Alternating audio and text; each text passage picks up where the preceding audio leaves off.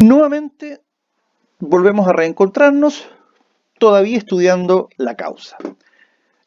La pregunta que la pregunta que intentamos dilucidar en la clase anterior era si lo que ha de tener causa es el acto o contrato y si lo que ha de tener causa es la obligación.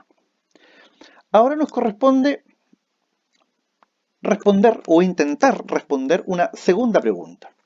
¿Cuál es el criterio que adopta el Código Civil en materia de causa? ¿Un criterio objetivo o un criterio subjetivo?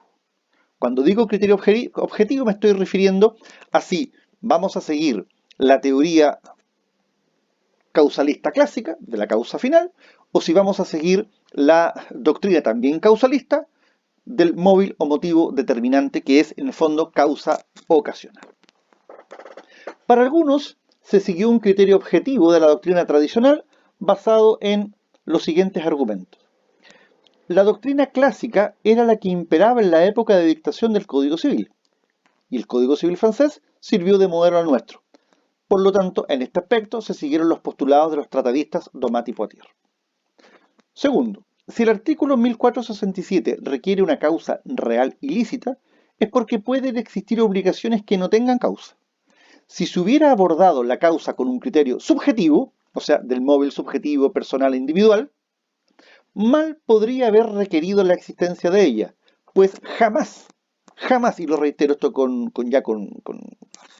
siendo ya con énfasis y vehemencia, jamás puede faltar el motivo personal y psicológico que induce al acto o contrato.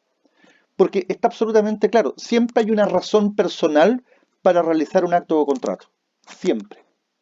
Y si hay negocios jurídicos sin causa, es porque definitivamente el criterio que se adoptó fue el criterio objetivo.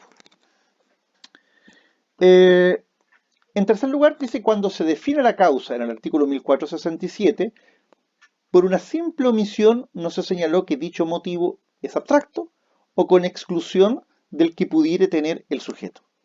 A ver, este argumento es forzadísimo, no me convence para nada, y es un argumento en definitiva que no hace más que ratificar que los franceses han obrado bien al eliminar la causa de la teoría del negocio jurídico. Porque definitivamente los, los textos, la terminología, la manera como se enfocó la causa, claramente se prestó a confusión. Otros plantean, en cambio, que el Código Civil se habría apartado de la doctrina tradicional o clásica. Es difícil, pero veamos qué dicen ellos. Si bien en la época de la dictación del Código estaban en boga los postulados de la teoría clásica, no lo es menos que el concepto de causa-motivo existía desde la Edad Media, lo que era de conocimiento de Andrés Bello. Pero cuidado, Andrés Bello siguió muy cercano al derecho francés. O sea, puede haber sabido de la existencia de este derecho medieval, pero cosa distinta es conocer el derecho medieval y otra muy completamente diferente es asumir el derecho medieval cuando por otro lado tenía la fortaleza de un código incipiente e inspirado en un conjunto de valores en los cuales él tenía plena convicción. A diferencia del Código Civil francés, el chileno define la causa y expresa que ella está constituida por los motivos, términos que, según su sentido natural y obvio, se refieren a los motivos, a los móviles psicológicos, individuales y subjetivos. O sea, imagínense ustedes, una misma norma da pie para pensar que el criterio adoptado es objetivo o que el criterio adoptado fue subjetivo. Y la tercera razón, al exigir el código una causa real y lícita, está facultando al juez para indagar por el motivo que realmente determinó la celebración de un acto o contrato, estableciendo si éste tiene el carácter de lícito o ilícito. Yo les diría que este último argumento sí hace bastante sentido. ¿Por qué razón? Porque, en definitiva, el examen sobre la licitud o ilicitud de la causa, en el fondo, permite a los tribunales indagar que si la función del contrato está o no en contraposición a la ley, al bien común o al orden público. Por lo tanto, Por lo tanto, si nosotros concebimos la causa bajo un aspecto subjetivo, le estamos permitiendo al tribunal que entre a indagar la moralidad de los negocios jurídicos, como lo voy a plantear más adelante. Mi opinión, si yo quiero saber cuál es la causa del acto de contrato, yo voy a decir que es el motivo que indujo su celebración y es de carácter individual, psicológico o subjetivo. O sea, la pregunta es, ¿por qué compré el televisor? ¿Por qué compré el televisor? Porque, a ver, la compraventa es un contrato. ¿Por qué compré el televisor? 1000 razones, 1.000.000 de razones. Ahora, ¿por qué me obligo a partir de ese contrato a pagar el televisor? La respuesta ahí yo la debo encontrar en esta idea de la apreciación objetiva de la causa, o sea, la causa abstracta, es decir, idéntica para todo tipo de contratos. En este caso, todo comprador de bienes o servicios desea incorporar a su patrimonio un bien a cambio del dinero que está dando.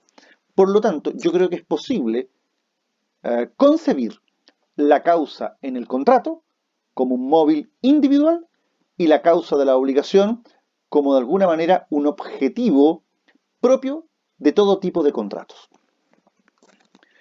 Para que la causa sea válida debe ser real y debe ser lícita. ¿Qué significa que la causa sea real? Debe existir de modo efectivo. A contrario sensu, la causal no es real, aquella causa que no existe o es falsa. En cambio, la causa es lícita la causa es ilícita cuando es prohibida por la ley o es contraria a las buenas costumbres o al orden público. ¿Qué ocurre si falta la causa o la causa es ilícita? Si falta la causa en estricto rigor es inexistencia jurídica.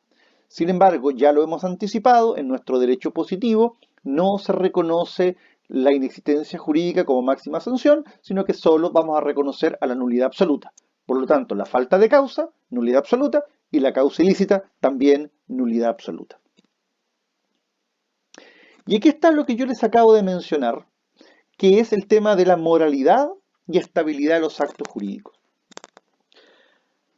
Dice la lámina que, no obstante la polémica que ha generado en la doctrina de la causa, ha sido el vehículo de que se ha valido la jurisprudencia para mantener un control de moralidad de los negocios jurídicos, como un contrapeso al principio de la autonomía de la voluntad. De ahí que algunos consideren los preceptos sobre causa ilícita como los verdaderos guardianes del interés general y de la moralidad pública. Sin embargo, como contrapartida, se ha señalado que el análisis de los motivos que inducen a contratar provoca, sin lugar a dudas, una cierta inestabilidad de los actos jurídicos. A ver, yo les diría que cuando uno quiere llevar un juicio a la esfera del estudio o análisis de la licitud o ilicitud del acto o acerca de la moralidad de ese negocio jurídico, uno invoca la causa, porque es el camino que tienen los tribunales para indagar. Y les voy a poner un ejemplo muy sencillo para cerrar con ustedes la clase. Ustedes conocen el contrato de leasing. El leasing es un contrato de arrendamiento seguido de un contrato de compra-venta o promesa de compra-venta. Entonces, ¿qué es lo que ocurre en el leasing? En el leasing, una empresa compra para su cliente un vehículo determinado. Imaginémonos un camión. Un banco compra un camión.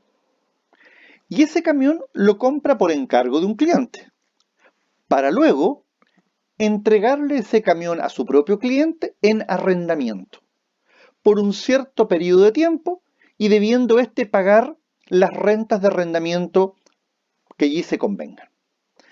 Al término del periodo de arriendo, surgen varias opciones: devolver el camión, cambiar el camión o comprar el camión. ¿Qué pasa? Si mañana el arrendatario deja de pagar las rentas, ¿qué es lo lógico que tendría que ocurrir? lo lógico que tendría que ocurrir es que el contrato de arrendamiento termine. Y si el contrato termina, ¿qué es lo que tendría que pagar el arrendatario? Las rentas atrasadas. ¿Qué más tendría que pasar? Devolver el camión. Pero la pregunta es, ¿tendría que pagar también las rentas faltantes hasta el término del plazo originalmente pactado? Pensemos en un contrato de leasing, el arrendamiento a 48 meses y el deudor cae en mora en la cuota 24, en la mitad del crédito, la mitad del contrato. Se inicia la demanda, se le ordena pagar las rentas de arrendamiento que él debía, digamos, las que está debiendo durante la secuela del juicio y las anteriores, evidentemente, y se dispone la devolución. ¿Y qué ocurre? Él devuelve el camión inmediatamente. Él debía, por ejemplo, 5 rentas, paga las 5 rentas, devuelve el camión. Y la empresa le dice, mire, usted me tiene que pagar todas las rentas de arrendamiento hasta completar la renta 48. Eso se pactaba y se pacta en los contratos. Pero esa cláusula, los tribunales han dicho, mire, ojo, hay un problema de licitud. ¿Cómo la persona va a pagar una renta de arrendamiento cuando como contrapartida no tiene el uso y goce del vehículo? Y este es un contrato bilateral. Yo me obligo porque usted se obliga. Usted se obliga porque yo me obligo. O sea, en el fondo, esa cláusula ha sido catalogada como una cláusula que da origen a una causa ilícita, porque es contraria, de alguna manera, a la moralidad. ¿Por qué? Porque es un freno a la autonomía de la voluntad. Porque además yo podría agregarle, por ejemplo, fuera que me tenga que pagar las rentas hasta que termine el periodo, yo podría agregarle una cláusula penal. O sea, más encima, una pena por el atraso y una pena exorbitante, que no llegue a ser una cláusula penal enorme, pero una pena alta. Entonces la pregunta es, ¿qué es lo que le va a convenir entonces al arrendador? Que no le cumplan los contratos, pues. Porque si no le cumplen los contratos, él va a recibir mucho más de lo que recibiría si el contrato se lo cumpliera. Porque si el contrato se lo cumplen, estamos claros que son los 48 meses de renta. Pero si no se lo incumplen, están los mismos 48 y adicionalmente hay una sanción. Y durante todo ese tiempo, ¿el arrendatario tuvo en su poder el vehículo? La respuesta es clara y categórica no. Por eso entonces que la causa, cuando se esgrime en un contrato, permite el análisis de la moralidad de los negocios jurídicos, como una contrapartida a la autonomía y la voluntad. Muchas gracias, nos vemos.